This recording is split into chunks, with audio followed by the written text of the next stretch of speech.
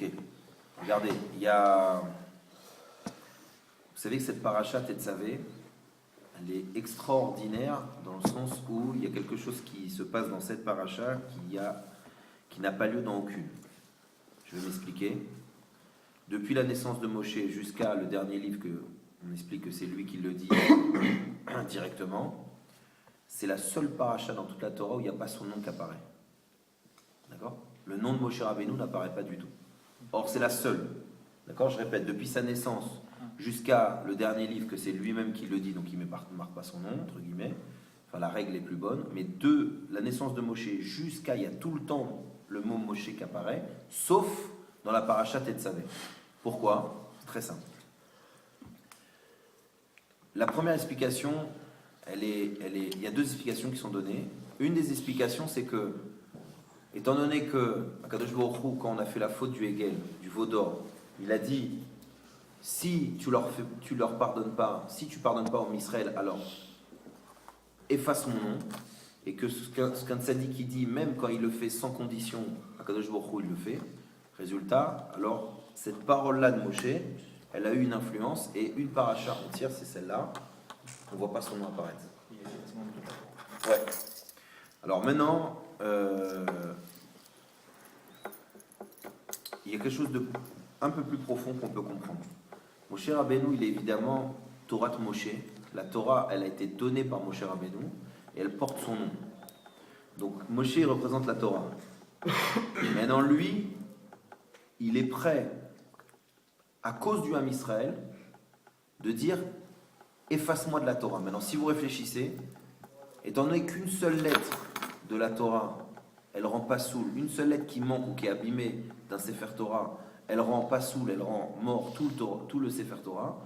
Vous imaginez bien que quand Moshe Rabbeinu il dit tu m'enlèves mon nom, en gros, il essaye de rendre pas soul, de rendre faux un Sefer Torah. D'accord? Maintenant, si vous comprenez ce que Moshe il fait, c'est quelque chose d'extraordinaire. Pourquoi? Parce qu'il a déjà fait ce coup-là. Il a déjà fait et ça a marché. C'était justement pour cette faute du Hegel. À la fin, si vous prenez le dernier Rashi de toute la Torah, Kadosh Baruch Hu, à travers Rashi, il dit à Moshe Rabbeinu, je voulais te dire, et cher Koach, Kol HaKavod, d'avoir cassé les tables. Parce qu'en cassant les tables, tu as sauvé le Ham Israël. Pourquoi? Parce que la seule chose qui me permettait de les punir, c'est ce contrat de mariage. Or, en brisant ce contrat de mariage, tu faisais en sorte que je ne puisse pas les accuser. Maintenant, comprenez une chose. Quel est le rapport avec nous? C'est très simple. C'est pas pour rien que c'est dans cette paracha, Tetzavé. C'est quoi Tetzavé? Qu'est-ce que ça veut dire? Tetzavé, ordonné. Un ordre. C'est Dafka dans la paracha qui s'appelle un ordre, que Moshe Rabbeinu, qui est toute la Torah, et qui est le maître de notre génération, le maître par excellence, le guide, Dafka dans la paracha où on parle d'ordre, il se retire, ou il est retiré. Et en fait, ça c'est quelque chose d'important.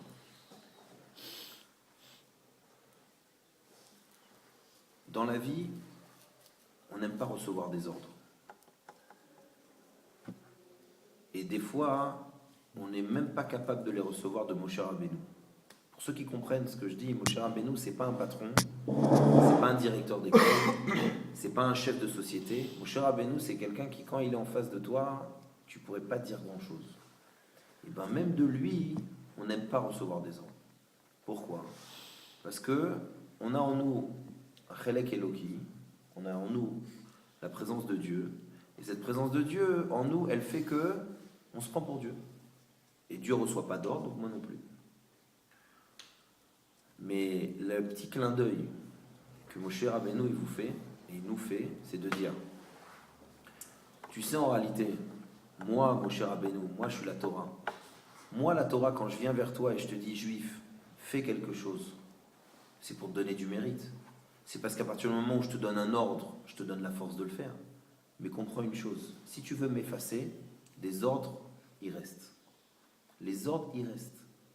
Ça veut dire que vous ne comprenez pas quelque chose. Et les gens, ils ne comprennent pas quelque chose. Ils ont l'impression que la vie, il y a une averse et moi, je passe entre les gouttes.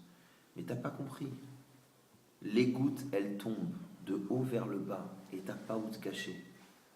Ça veut dire quoi, hein? Ça veut dire que aujourd'hui, tu justifies que tu veux pas entendre cet ordre-là parce que cette personne-là, elle n'est pas forte. Aujourd'hui, on comprend une chose. Le principe de la Torah, c'est comprendre que quand on t'ordonne, il faut agir. Et ça, c'est une force. Dans votre monde à vous, c'est une faiblesse. À quelqu'un à qui tu dis, tu peux faire ça, et il le fait, vous appelez ça un pigeon. Dans le monde de la vérité, dans mon monde, c'est quelqu'un de responsable. Quelqu'un à qui tu dis, tu peux ne pas sortir, il ne sort pas. Quelqu'un à qui tu dis, tu peux garder les enfants, il garde les enfants. Quelqu'un à qui tu dis, tu m'aimes, tu t'es engagé, on se marie, on reste ensemble, il dit, je t'aime, je me suis engagé et on restera ensemble. Or aujourd'hui, comme vous êtes incapables tous, on est incapables de recevoir des ordres, alors en réalité, c'est pas Moshe Rabbeinu qui s'est effacé, c'est nous-mêmes qui l'avons effacé. C'est nous-mêmes qui, parce qu'on n'est même pas capable d'entendre des ordres de Dieu et même pas capable d'entendre de Moshe, que lui il dit, tu sais quoi, t'as raison, sauf la conséquence qu'ils veulent faire ce qu'ils veulent, alors viens on se retire, mais vous voyez, l'erreur que vous faites, c'est que quand ils se retirent, soi-disant, qu'est-ce qui reste? Atat Setsavé. Ok, alors tu t'ordonnes tout seul. Tu seras dépendant de tes ordres. Tu seras dépendant de tes règles. Tu seras dépendant de tes ras-le-bol. Tu seras dépendant de tes grandes décisions. Tu les porteras tout seul. Tu les porteras tout seul. Parce que moi, je t'ai proposé un autre système. Moi, je t'ai proposé un système où toi, tu es responsable, mais j'ai un parachute. Je t'ai proposé un système où je te donne de la tzlacha, mais je te permets d'avancer. Moi, je t'ai donné Dieu un système où tu peux être le fils du roi. Tu veux pas, hein? Atat et tsavé. Mais nous, on se retire. Et quand Dieu et Moshe Rabbeinu, ils se retirent, très vrai, c'est que les ordres qu'on reçoit, c'est les nôtres. Et nous, hélas, au début, on se croit très malin, mais après, comme je vous ai dit, on paye les pots cassés. Pourquoi? Parce que Atat et tsavé, ça veut dire l'ordre que tu vas te donner ou que tu vas donner, ça marche dans les deux sens. Ah, t'as dit à quelqu'un, laisse-le lui, laisse tomber, lui parle pas, il sert à rien. T'as donné cet ordre, tu recevras cet ordre. Tu vas vouloir parler à quelqu'un, tu vas être en train de te battre pour un truc, une banque, un machin, on va dire, si tu veux parler à lui, on ne sait même pas qui c'est. Monsieur, laissez votre pétec, on vous rappelle.